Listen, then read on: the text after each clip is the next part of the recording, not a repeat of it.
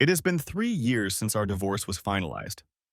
Before the divorce, Beth and I had been married for almost 18 years. We were high school sweethearts and married shortly after graduation. At that time, we had no lovers other than each other. That makes a lot of sense. It's a really good thing. Love outweighs sex any day of the week. Of course, you don't realize this until it's too late. We led a life that could probably be called a good life. We had 4 children: Amy, Brad, Carla, and Daryl. We called them alphabetized kids. After Daryl was born, I had a vasectomy.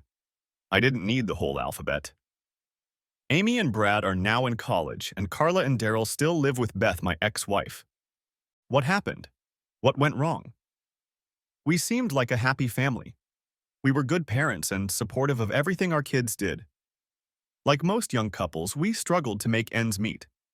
I worked in a factory and Beth started working at the local Wall Asterisk Mart as soon as the 2 older children went to school. The younger kids started going to daycare when one of us wasn't home to watch them. It wasn't the best job, but that's the way it is in today's society.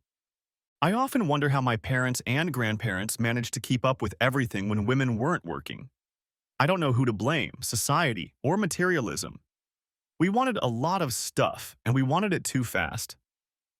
Our personal lives started out well, as most young people probably do.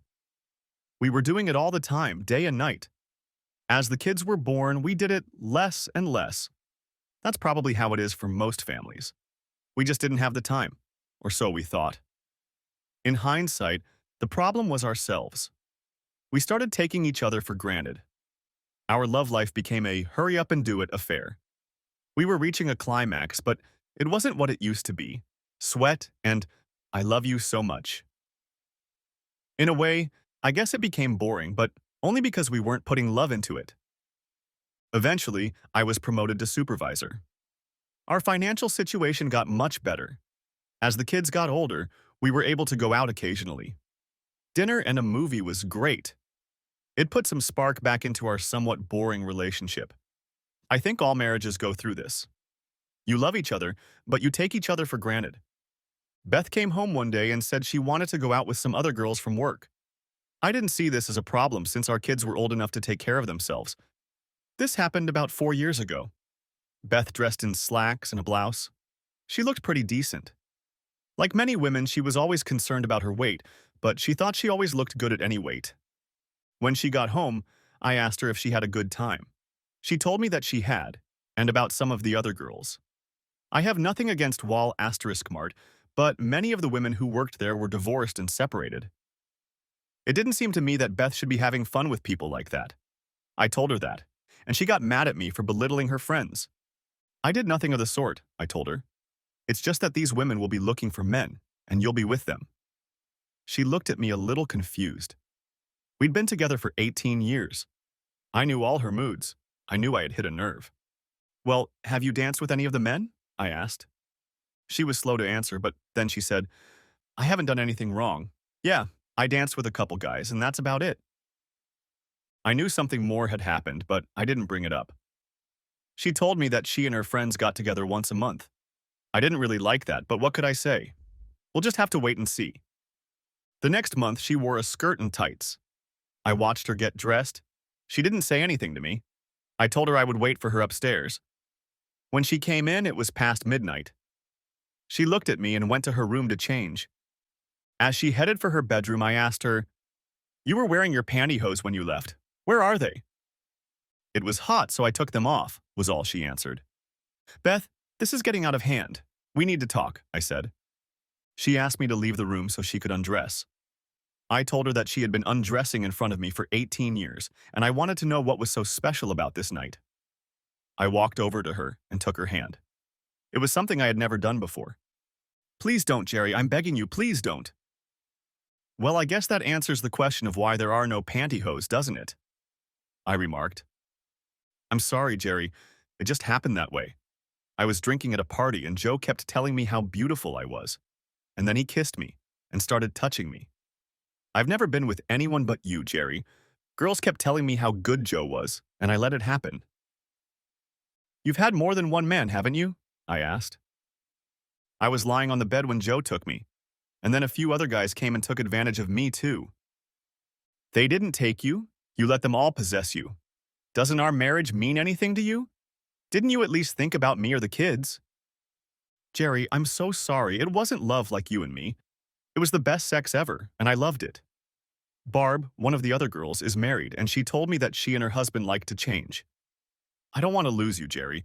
Please come with me once and try it, she begged. I needed to think. My thoughts were running in different directions. I told her I didn't want to talk anymore. My mind didn't understand what had just happened. I told her we could talk the next day. That night, I slept on the couch.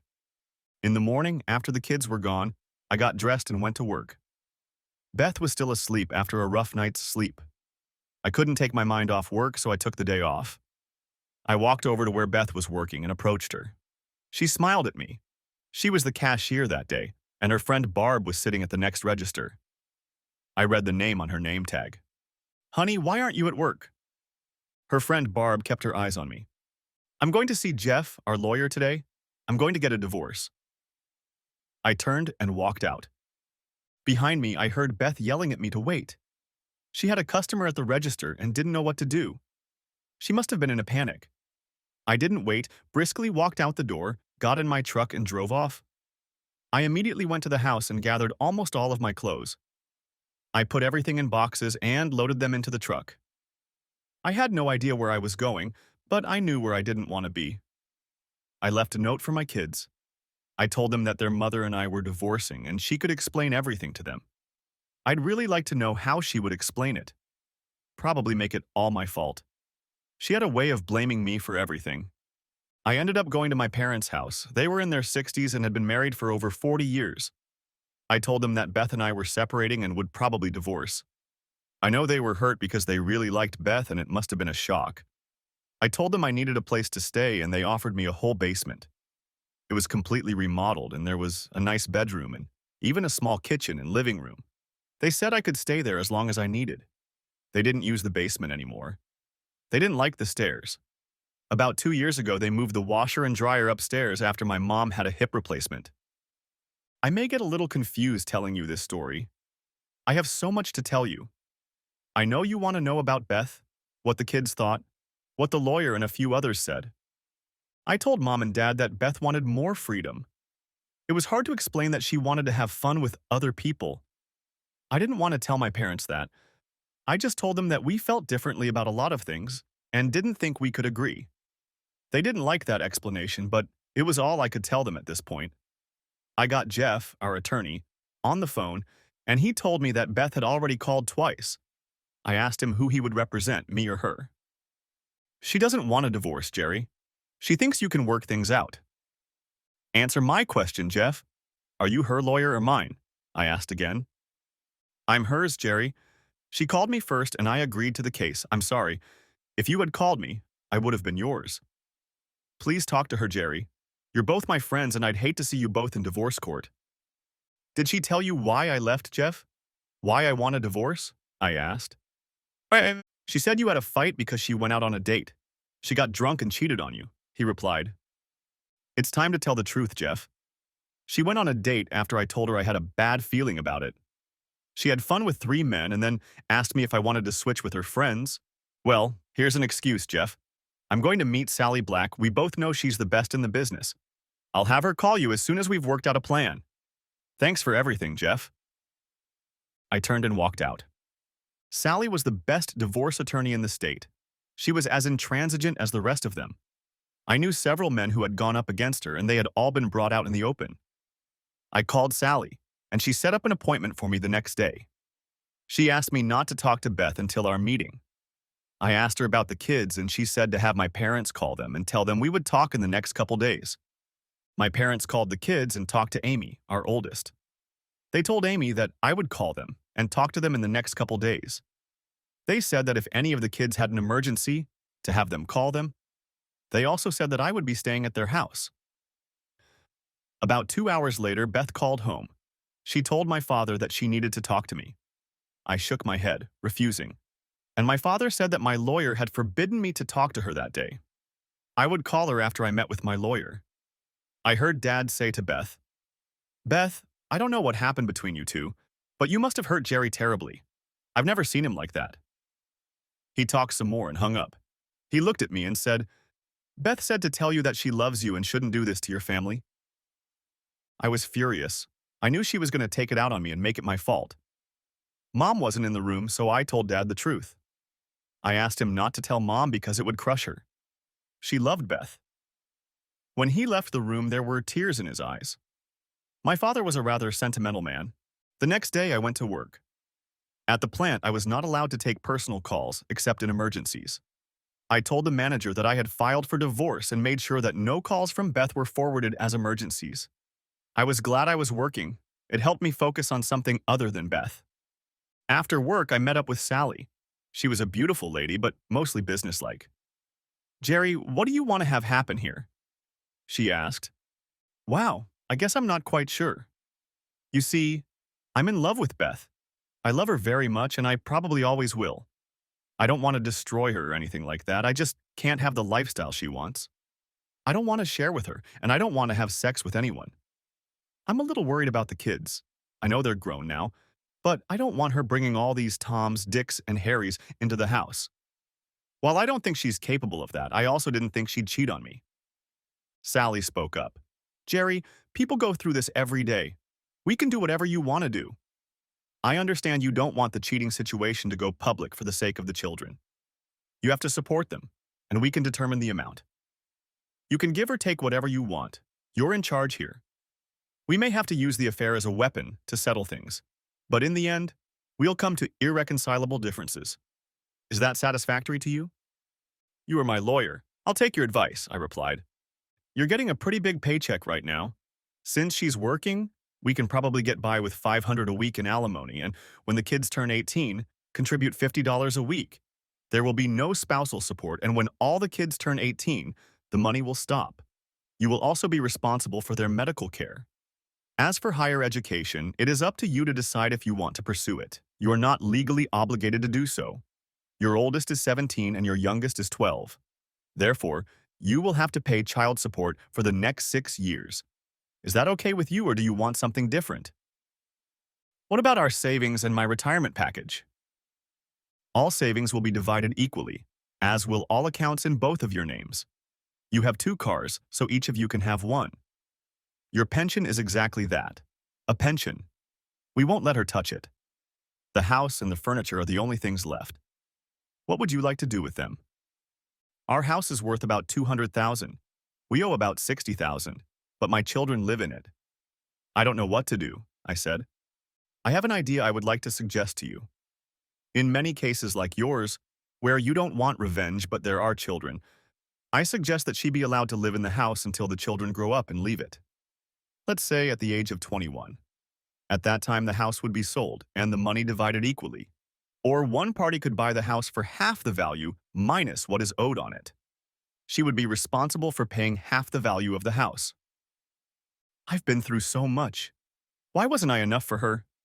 18 damn years wasted. I guess that's something to live with. What if Beth or Jeff wants to fight back? I asked. Then we'll get the big guns and tell them about the fraud. I'm sure they won't want that, and if they do, we'll ask for custody and split everything in half, and of course no child support since she won't have any children. I took the next day off, and Sally called Jeff and said she had a proposal for him and Beth and asked if they could come to her office at noon. Of course, Jeff didn't want to go to Sally's office, but agreed, realizing it was a win-win situation for him. Jeff and Beth showed up at the same time. I figured Jeff had told her to wait for him in the parking lot. We sat down at the table, me and Sally on one side, Jeff and Beth on the other. Jeff spoke first. He knew Sally and wasn't happy to be on the opposite side. It's good to see you again, Sally. I know how you work and like to get to the point. Before you make us an offer, Beth would like to talk to Jerry alone. No, I said. She told me everything tonight. I won't talk to her until the papers are signed. Everyone here knows why I'm asking for a divorce. I looked directly at Beth. If you are afraid of your personal life being exposed, please listen to my offer. I consider it very generous. Sally said, well, that question has been answered. Mrs. Cohen, Jerry has made you a very fair offer. Sally handed a copy to Beth and a copy to Jeff. He cites irreconcilable differences as the reason for the divorce. As you can see, he has provided you with a decent income and your children live at home. The only subject of disagreement is the house. I think Jerry was very fair in his offer here as well. Jeff spoke again. We need time to study this document and think about a possible counteroffer. Sally, I'll talk to Beth and get back to you in the next couple days. Jeff, to be clear on this matter, there will be no counteroffer. If you refuse this offer, which I think would be very unreasonable, Mr. Cohen will file for adultery and claim custody of the children and the house. Beth lifted her head and cried. Sally was playing hardball, and it hurt her to see Beth crying. Beth grabbed a pen and asked where to sign without even reading it. That's when she cried for real. She was afraid of losing her children. Mrs. Cohen, please calm down, Sally replied. Jerry doesn't want to hurt you or the children. Please take a day or so, as Jeff suggested, and see if you are satisfied with everything. We may have overlooked something. Forgive my threatening tone, but I wanted to make it clear that we are offering a very favorable arrangement. Jerry will make sure that you and your children are well taken care of. So please take this document and discuss it with your attorney and Jeff, and I will discuss it tomorrow. Sally handed Beth a box of tissues. Then Beth took a couple of tissues and looked at me while her tears subsided a little. Jerry, I really do love you, no matter what you think. I was just hoping that some time would pass between us and we could be together again, but I see that you've already made up your mind. No, Beth, you made the decision for me. You need the freedom to do what you want, and I'm giving it to you. The only thing I ask is that you keep your lovers away from my children, or I will take them away from you. That's a promise. Beth started crying again and hurried out of the building. Jeff said goodbye and told Sally that he would probably see her tomorrow or the day after. Sally looked at me and said that it looked like I was going to win this case. I replied to her that there are no winners, only losers. I lost the only woman I have ever loved, and my children now live in a single-parent household. No, we didn't win. We just got fair compensation. My daughter Amy took the younger two to my parents to see me. I was happy to see them. They kept asking questions, and I told them that their mom and I don't get along, disagree on some important issues, and we're going to divorce. I tried to explain to them that their mom and I will always be in their lives. We just won't be together. Daryl, I'll be at your games. I won't miss them. And Carla, when volleyball season starts, I'll be cheering for you in the stands. I'll always be a part of your life. I hugged and kissed them all as they told me how much they loved me. I gave them my cell phone number, and of course they could always call me at Grandma's house. Brad showed up a little later. Dad, I have a question for you. Did you cheat on Mom? No, Brad, I would never cheat on your mom. Why are you asking me that? Jim, my high school buddy, and Travis, our neighbor, said their parents were divorced, and in both cases their father was caught cheating on their mother. I was hoping you hadn't done something like that. God, I love you, Dad, and I'm going to miss you. Brad, you won't miss me. I'm not leaving the country. I'll always be here for all of you kids. It's just going to take some time to get used to our situation. Chapter 2. Well, the divorce was finalized, and I kept my promise to the kids. I went to most of their school events. At most of them, I saw Beth. She was a good mom, and if she had something to do, she kept it to herself. I would like to point out that Beth and I were always on good terms. We got together for our children's birthdays and other special occasions. Our only agreement was that she was not to mention her personal life to me. We talked about kids, holidays, my parents. No topic was off limits except her personal life. A couple of times she would start saying something about a male friend or something like that, and I would get up and leave. The agreement that Sally and I made, we all signed. I wasn't around when Beth came to sign it. Sally told me that Beth took it very hard. We argued with Jeff several times about what credit cards and who would pay. I think it was his way of saving face. I told Sally that if it came to a fight, I would pay. We canceled all of our credit cards and started new ones in other names. I talked to the kids regularly. They told me that their mom had come to terms with the fact that we were divorced and seemed to be a little happier. I asked them if she was seeing anyone, and they said no. She went out with her girlfriends about once a month. I think I shuddered when I heard that. I never got to have a heart-to-heart talk with Beth. She wanted freedom in everything, and I didn't see it that way. You can't marry someone and decide you need to look for new distractions. That's the way I was raised. Like I said, my parents were married for over 40 years. Perhaps we married too soon and she didn't have the time to get what she was seeking. I never explored the sexual realm either. I was happy with Beth. Not going back a couple years, I'll note that I started dating again. I dated a few women from work. At my age, most of the women I dated were divorced. I made it a rule to never date married women, even if they were separated. I guess I felt it inside of me. I had sex with a few of these women, but it wasn't the same for me. I mean, it was okay, and I treated them with respect, but I thought about Beth all the time. It's funny how you can't just brush her off and move on. I tried, believe me. I really tried. All the women I dated were no good for me. The best days for me were family holidays when I could see Beth. One night last year, I went on a date with some guys from work. They said they knew this loud lounge where women hang out. Of course, you know who I saw there. It must have been ladies' night. I looked up and there she was sitting there. It was funny because there weren't any men around them yet. I didn't know any of the women she was with. The only one I'd met at her job was Barb, but she wasn't there. I approached Beth sideways so she wouldn't notice my appearance. "Would you like to dance?" I asked. "Jerry, what are you doing here?" she asked. "Just out with the guys. Are you expecting someone or do you want to dance?" I replied. "No. Yes, I mean no. I'm not expecting anyone, and yes, I would love to dance with you. Let me introduce you to my friends." She listed half a dozen names and then said, "All of these women are members of our card club. We meet about once every 6 months to avoid playing cards, and it just so happens that we're just about to have a dance tonight. How about a dance?" We walked up to the dance floor and I put my arm around her shoulders. "Just like old times, isn't it?" I said. She looked up, smiled, and I pulled her to me. We did 2 slow numbers in a row, and then the band started fast. "I've never been able to dance to songs like that," I said, as I walked her back to her table. She looked annoyed that I took her to the table. "Ladies, it was nice to meet you. I better get back to my friends." As I walked away, I felt uneasy. I didn't want to see if another man would approach her. I told my friends that it was time for me to leave and that I would see them later. As I was walking out the door, I turned around and saw Beth looking at me. The next day, she called me. She said she was glad I was leaving and that she enjoyed being around me. She asked if I would help organize Amy's wedding reception. My oldest daughter was getting married. It seemed like just yesterday I had held her in my arms. Now she was ready to start a life with her boyfriend. It was funny that Beth called the day after I saw her because I knew Amy's wedding was still a year away. I told her that I thought it was a little early since it was still so far away.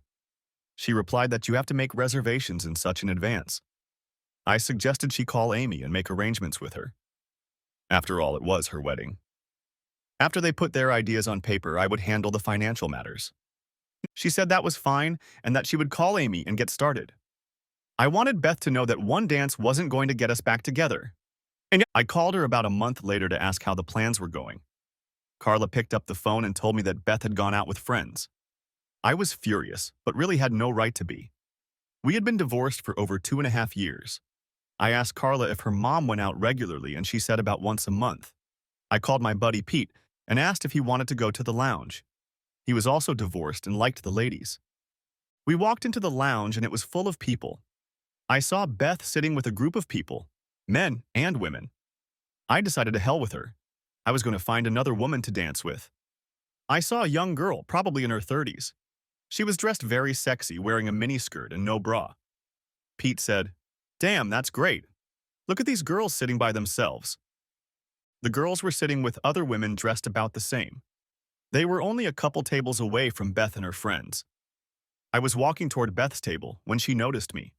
Her mouth dropped open, and I walked past her table and headed over to the table with the sexy young girl. "Do you want to dance?" I asked her. "Sure, I like older men, especially handsome ones," she replied. I knew she said it loud enough for Beth to hear her. We stood up and I pulled her to me. I didn't hold her hand, but wrapped my arm around her and pulled her against me. "I'm Jerry, and you're a very nice woman." I danced almost in front of Beth's table. "I'm Rachel, and it's nice to meet you, Jerry." I pulled her against me and tried not to look at Beth. The men at Beth's table were looking at Rachel's legs. I pulled up her skirt so they had something to look at. The next song was fast, but Rachel and I stayed on the floor and danced. I knew this turned Beth on, since I had never danced fast songs with her. Another slow one followed, and I grabbed Rachel and pulled her tightly to me. I slid my hands down and squeezed her buns. She only smiled at me. At the end of the song, I walked her back to my table and said that maybe we could dance again later. Rachel replied, "I'd love to." Pete had just walked back to our table as well. He was dancing with one of the girls who was sitting at the same table as Rachel. I was sipping my drink and Pete looked up and said, "There's a pretty girl." He'd never met Beth, but she was the one who came over to our table. "Will you dance with me?" she asked. I looked back at Pete as if she was addressing him. "Jerry, answer me." I stood up and said, "I'd love to." I looked at Pete and said, "Pete, meet Beth, my ex-wife." Pete's mouth dropped open as he remembered that he had just called her a broad. As we danced, Beth said, "What was that? She was all over you. God, she would have had sex with you right there on the dance floor if you'd asked her to." "Isn't that why we got divorced? Did you want me to make love to other women so you could have other men?" I asked. "Jerry, please. You and I never talked about that. I was wrong." "Look, Beth. You came home and all you can say is, 'I was wrong.' Besides, we're not married now. When you were partying, you were my wife. My wife, damn it." Some guy came up to Beth and me on the dance floor and asked Beth what she was doing. "You were supposed to be my date, and you asked this guy to dance," he asked. I looked at the weasel and said, "Back off, buddy. You're not getting anything from Beth tonight." I could see that this made Beth very uncomfortable. "What are you, her husband or something?" he asked. "Yes, I am her husband, and you're going to the hospital if you don't get the hell away from us." Beth started to speak, but I interrupted her. "Do you want to sit with me or do you want to go back to your boyfriend?" Beth was beyond furious, pulled away from me, and went back to her table. I grabbed the creep's arm and told him that if he tried to have sex with her that night, I would hunt him down and maim him. Then I let go of his arm and he went back to his table. The two young mares we had danced with earlier came over and sat with us.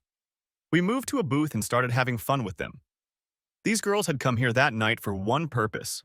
The little blonde I was with asked if we were ready to leave. She said she was hot and horny. I asked her to do me a favor first. I pointed to Beth, who was sitting there looking angrily in our direction, and asked her to come over and tell this woman that she would get her wish this evening. The little blonde smiled, walked over, handed Beth my words, and walked back out. Beth was furious and tried to stand up, but found herself sandwiched between other people. By the time she got up, we had already left. We did have sex with these two hot chicks in Pete's apartment. We even changed partners throughout the night. The sex was great, but after they left the next morning, I didn't feel complete. I knew what was wrong. There wasn't enough love. I turned my phone off, and when I turned it back on, I had 10 messages from Beth. She was going crazy. She was calling me every name she could think of. In one of the messages, she said that I had ruined her evening, and that made me happy. It was about 9 in the morning when I called her. She picked up and I asked if she had calmed down. She started ranting again, talking about what a bastard I was and how much I had hurt her. Then suddenly she stopped. "How does it feel, Beth?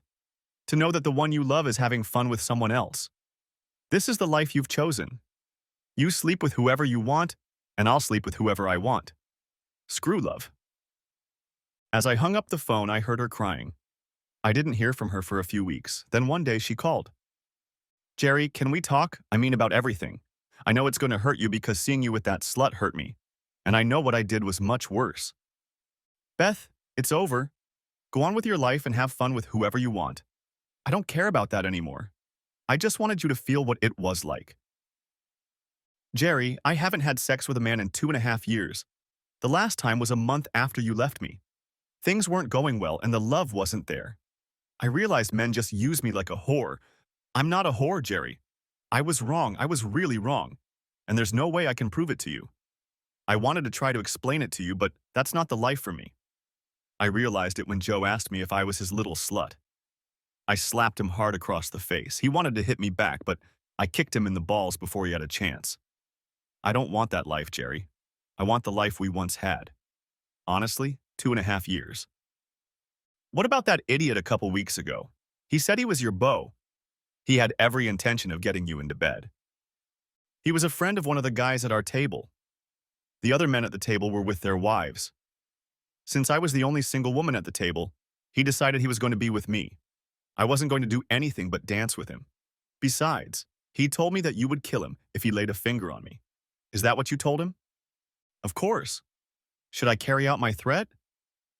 Hell no. He wouldn't even dance with me. I only came back to the table because you embarrassed me like that. And then you sent that slut over to let me know you were going to have sex with her. Didn't you, Jerry? Did you have sex with her? Beth, we're not married. I'm free to do what I want. By the way, what happened to your friend Barb? I don't see her with you anymore. They're not at the club anymore. She and her husband got divorced. The reason they tried switching was because they thought it would add lust to their marriage.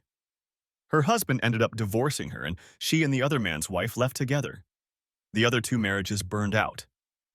I thought it was odd that she mentioned the club. She said she hadn't gone there in years. I decided to change the subject. How are Amy's wedding plans coming along? You haven't told me anything about them, and the wedding is only a few months away, I asked. I know you're aware of the plans. Amy has talked to you dozens of times. I guessed you didn't want to be here alone with me, so we made the plans and just let you check them out. I'm not afraid to be alone with you, Beth, I said. Yeah? I don't believe you. If you're not afraid of me, then ask me out, she laughed. I don't think that's a good idea, Beth. It might give the wrong impression. People might think we're back together, I replied. I knew you were scared. You still love me as much as I love you. You just don't want to admit it, she said. Beth, I love you, but the pain of what you did to me still hasn't subsided. I see it every time I look at you. When you cheated on me, you took most of my heart. I don't think it's recovered yet, and I don't know if it will ever recover. God, I'm so sorry, but there's nothing I can do. Nothing. Jerry, I'm the one who ruined our marriage. I lost the only man I ever loved. I also live with guilt on a daily basis. Every once in a while I think about killing myself, but the kids will have to live with that. I have done enough damage to them. I had hoped that one day we would be together again. I didn't know what to think anymore. I had never spoken to her, and now I was hearing this. God, my mind was in turmoil. I wanted her, I loved her, I hated what she had done to me and to our marriage. What if she was continuing her thoughts? Could she be blaming me? I had to know more before I believed her. I knew I couldn't live with it if she killed herself. I thought I knew her well enough to know if she was lying to me, but now I didn't know. I had to find out for sure, but how? We all have thoughts like that from time to time.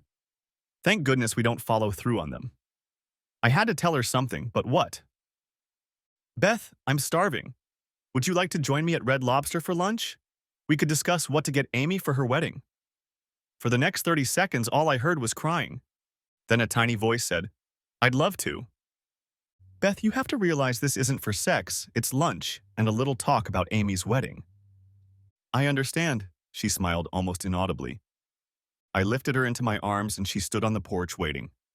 God, she was beautiful, dressed in a beautiful dress that showed off her wide legs. I stopped and she almost jogged to the car. She got into the car and just smiled. We talked about general things, avoiding heavy topics. She told me that she had bought a dress for the wedding. She said I had better get my measurements for a tuxedo. I knew I would have to wear it, but I don't think any of the guys are looking forward to it. Without thinking, I asked Beth if she would go with me to see how I looked in it. I hadn't worn it since our wedding almost 22 years ago. She looked surprised, and so did I. It just came out. I was so used to asking her opinion when we were married. Yeah, I'd love to go with you, just let me know when. I struggled to pull myself together and said that next Saturday would be fine. I'd have to watch myself. I could get in trouble here. We were seated at a table and we both ordered iced tea. We always ordered the same thing. We had so much in common. Beth, I want to ask you something, but I really need to know the truth. I promise that after your answer, we will never discuss this subject again. Have you seriously thought about killing yourself? She looked at me with tears in her eyes. Don't worry. I won't cry. I've already cried enough in the last 3 years. To answer your question, I will say that I have. I told you that I went on a date once after you dumped me. I know it sounds really stupid, but I did it to get back at you. To get back at me? I don't understand. I was embarrassed, confused, and felt abandoned by you. I know it wasn't your fault in any way, but I couldn't think rationally at that moment. So I went out again to get even with you. I didn't like it at all, and then I got up to leave and he called me his whore. I slapped him and kicked him and came home in tears. The kids had already gone to bed. and I felt like my life was over. I went into the house and got a whole vial of sleeping pills and was about to take them when Carla asked if she could sleep with me. She said she needed me. I cried as I hugged the sleeping girl. Then I prayed to Almighty God for help. A calmness came over me, and I decided that my children needed me, and maybe you will see the change in my life and want me back. Tears came to my eyes. Thankfully, our entrees arrived, and we changed the subject and started eating. Afterwards, I asked if she wanted to go to a movie. We found a good comedy so we could both laugh. I drove her home, and she asked if I wanted to come over to her place. I said no. I had a lot of things to think about, but no sooner had I gotten out of the car than she leaned over and kissed me. I didn't bother to stop her. It felt so good, like she belonged to me. I love you, Jerry, just remember that. She walked out without letting me say anything and went into the house. Something wasn't adding up. She'd told me twice before that she'd switched. Only the other time was a month after I'd left her. I wanted to believe her, but the pieces of the puzzle weren't fitting together. For one thing, if you're in the swap club, you have to have a partner. So who was her partner? It couldn't be this Joe, since he was the one she had swapped places with. Where was her man when she was fighting off his pal Joe? Then maybe suicide, she repeated over and over. But she only told me about the sleeping pills. I wanted to believe her, but I wanted answers. The biggest problem was where and with whom she had traveled every month for 2.5 years. The kids never mentioned that she was seeing anyone. Maybe she was being honest with me and I was being paranoid. All of our free time was spent preparing for Amy's wedding. I had lunch with Beth, Amy, my son Brad, and Amy's fiancé Ben. We went to a tuxedo fitting. I swear I looked like a penguin, but Amy and Beth said I looked handsome. Time flew by so fast, and before I knew it, it was time for the wedding rehearsal. I went to the church and did everything that was asked of me. Nothing big. As Amy and I walked down the aisle, I did some silly things, jumping up and down, nothing bad, just having a little fun. And I remember the pastor saying that the next day would be different. We might be nervous, so we should try to memorize our roles. I thought, yeah, walking down the aisle and then saying, her mom and I. Wow, I thought, who couldn't do that? Afterward, we all went to a restaurant and ate. I made sure to go because I didn't have to pay for it. Before I headed home, Beth came up to me. I hardly spoke to her that night. Jerry, I'll see you tomorrow. There was something about the way she said it that made me lean over and kiss her. I don't know why, but I did. Maybe because of the joy of it, I can't say for sure. She smiled at me and I pulled away. I arrived at the church early, just like I had been told. The bridesmaids and the pastor were already there. People were already starting to arrive. I started to get a little worried. Beth was being escorted to the front row. She looked so beautiful. I had never seen her so radiant as she smiled at me. How's my penguin doing? She laughed in relief. He's scared to death. His daughter is getting married and his wife has never looked so beautiful, I replied. I realized what I had said after I had said it. It was true. I had never seen her prettier. It's okay, sweetie. It's going to be okay. You'll do fine, just don't walk on Amy's dress, she smiled at me. I headed to the back of the church and waited for Amy. When I saw her walking beside me, I cried. She looked like a younger version of Beth. It's okay, Daddy, we can do this. Mom said to tell you that she loves you and not to step on my dress. That made me giggle, so much like her mother. I hoped with a slight shiver that Amy wouldn't be completely like her mother. My girl was getting married. The music started up and the bridesmaids, flower girls, and everyone else came up on stage. Well, Daddy, here we are, Amy said as we entered the sanctuary of the church. We started walking down the aisle, and I kept telling myself not to step on Amy's dress. My eyes filled with tears as I led my girl down the aisle. This was what life was all about: love, family, and friends. We got to the front of the church and half the people had tears of joy in their eyes. Thank God I wasn't the only one like that. Who gave this woman away in marriage? The pastor asked. What was my response? Me and Beth? No, her mother and me, I said. I turned to sit next to Beth and she was smiling and crying at the same time. I whispered to Beth, I blew it.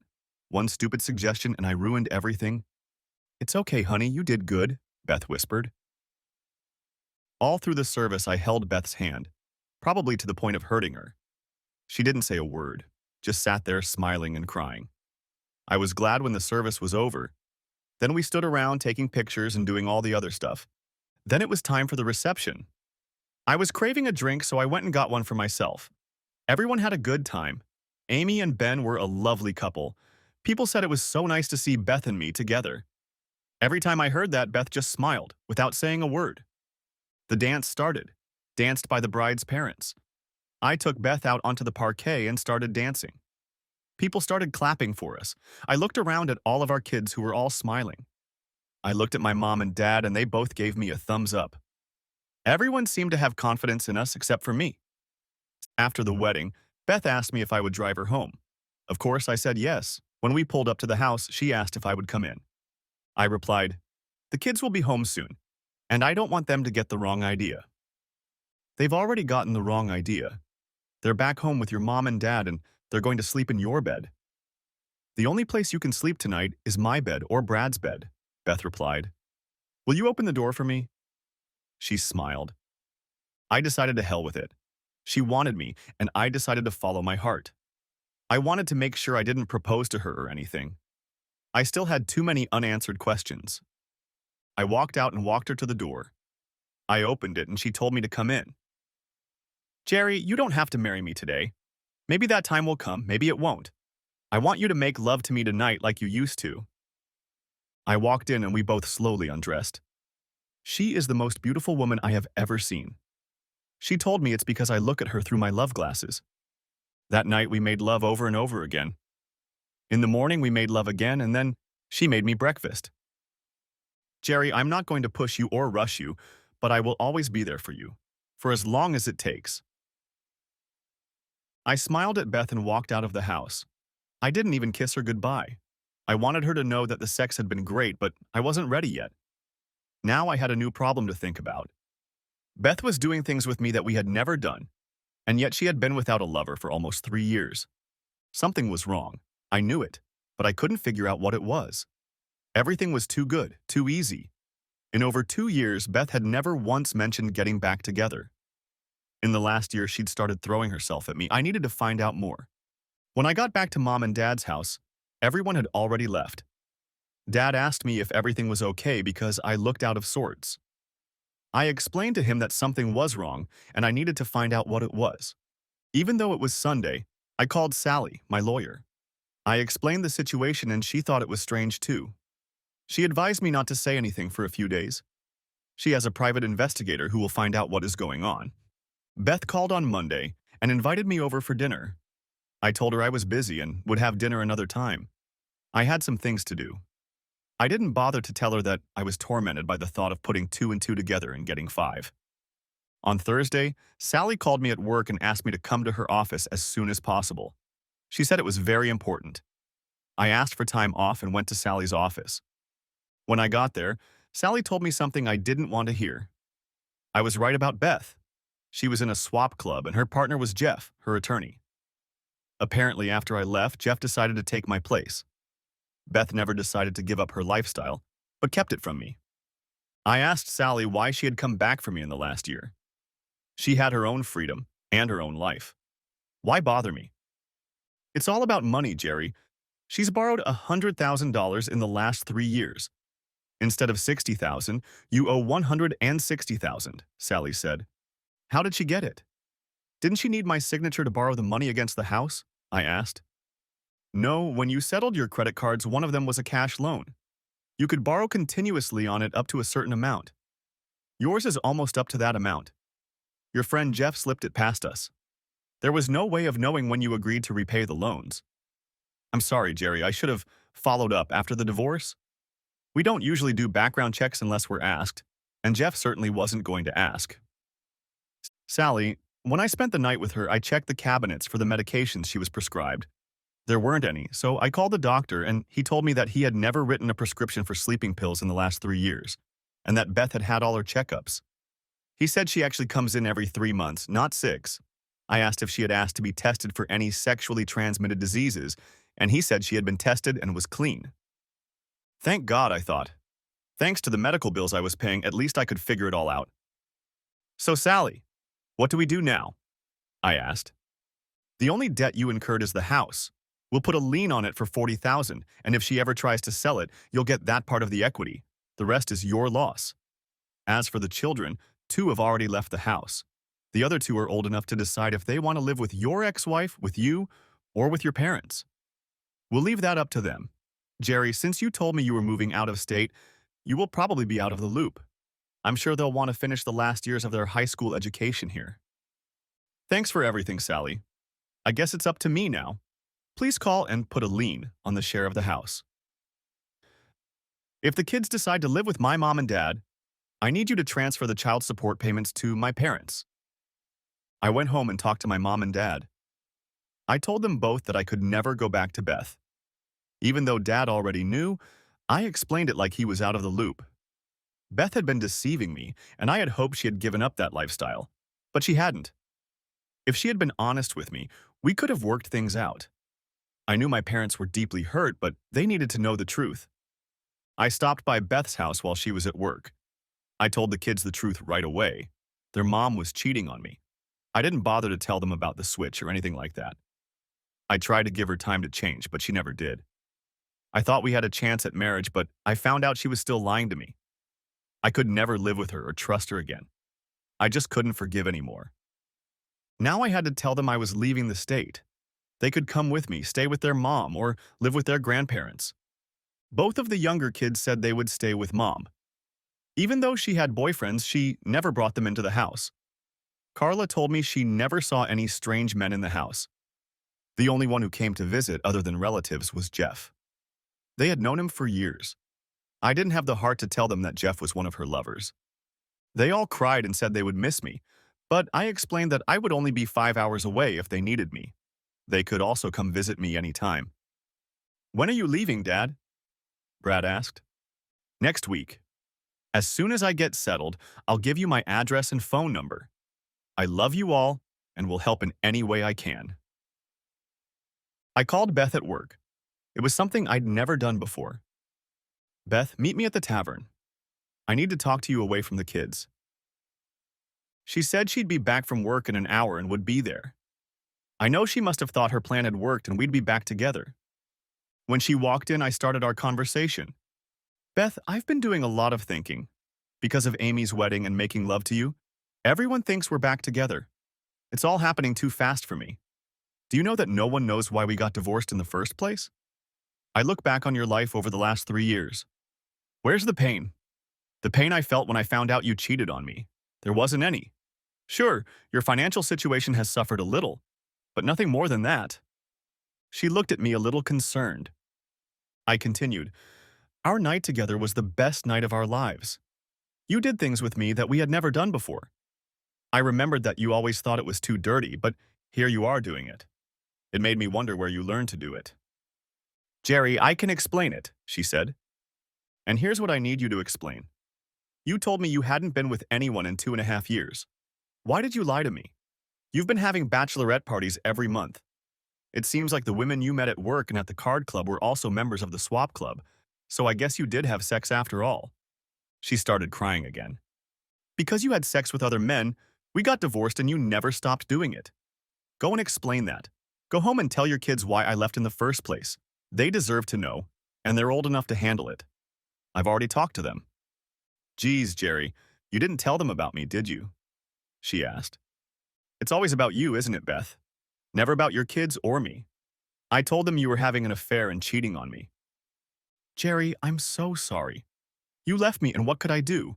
I'm a woman and I need to be loved." "You don't need love. What I did last night was love. You need unlimited sexual partners. Did you think I'd never find out? How the hell did you think I was stupid? I thought, what if we got married and then I caught you cheating again? And then it hit me. Your lover Jeff is behind this setup." "Jeff? How did you find out about Jeff? Oh God, what have I done?" "What have you done? You've ruined many lives, including your own. You have abandoned a man who genuinely loved you and was almost ready to come back to you. You have lost the respect of your children, even though they will still live with you. You have caused them all deep pain. You lie and cheat, and now you want to steal from me as well. The love I had for you is still there, but buried deep in my heart. A few years from now, I want you to think about what could have been. Your looks will fade, your children will be gone, and so will your money. I think you'll be left with a bunch of old friends, and of course, Jeff. I doubt he'd stay with the poor slut. She was already crying hard. Jerry, I really love you. Please stay with me. I'm going to therapy, or whatever you want. I turned to her and said, I forgot to tell you I'm moving out of state and leaving next week. Thanks for the goodbye sex. You're really good in bed, but of course you know that as well as God knows how many men. Goodbye, Beth. Have a nice life. I knew Jeff had set the whole thing up. If I remarried, it would mean I would adopt her lifestyle, and our old prenup would be null and void. For the last year, she and Jeff have been gambling with me.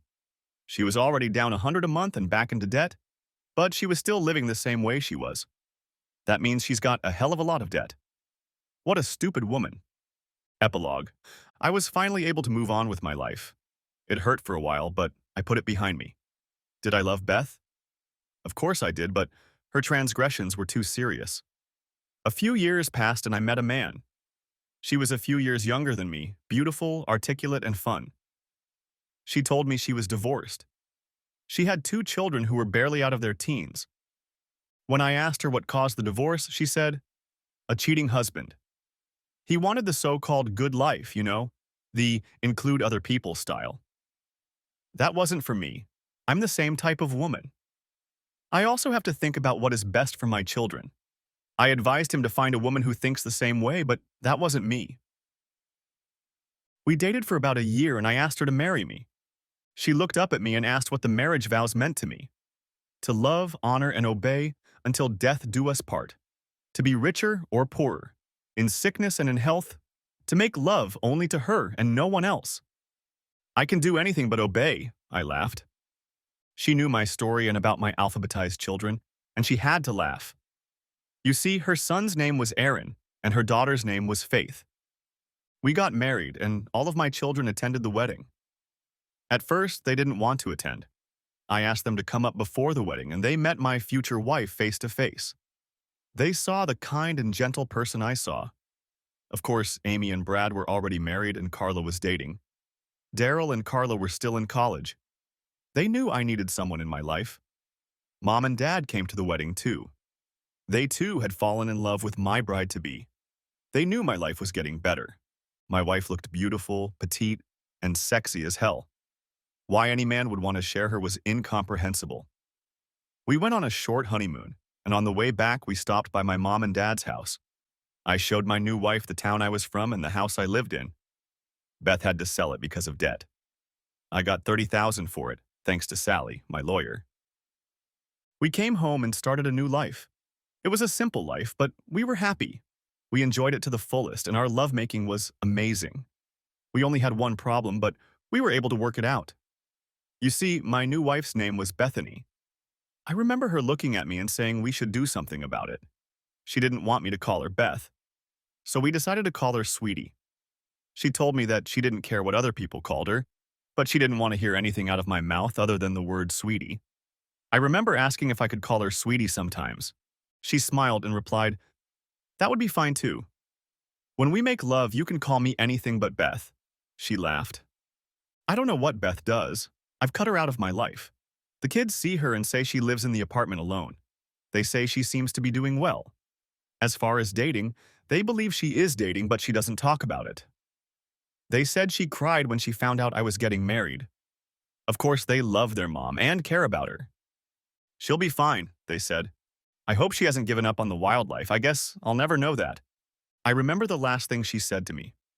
Jerry, I love you very much and I want you to know that I'll be waiting for you. I know you will come back to me. I will be here for as long as it takes. I replied to her, eternity is a very long time to wait.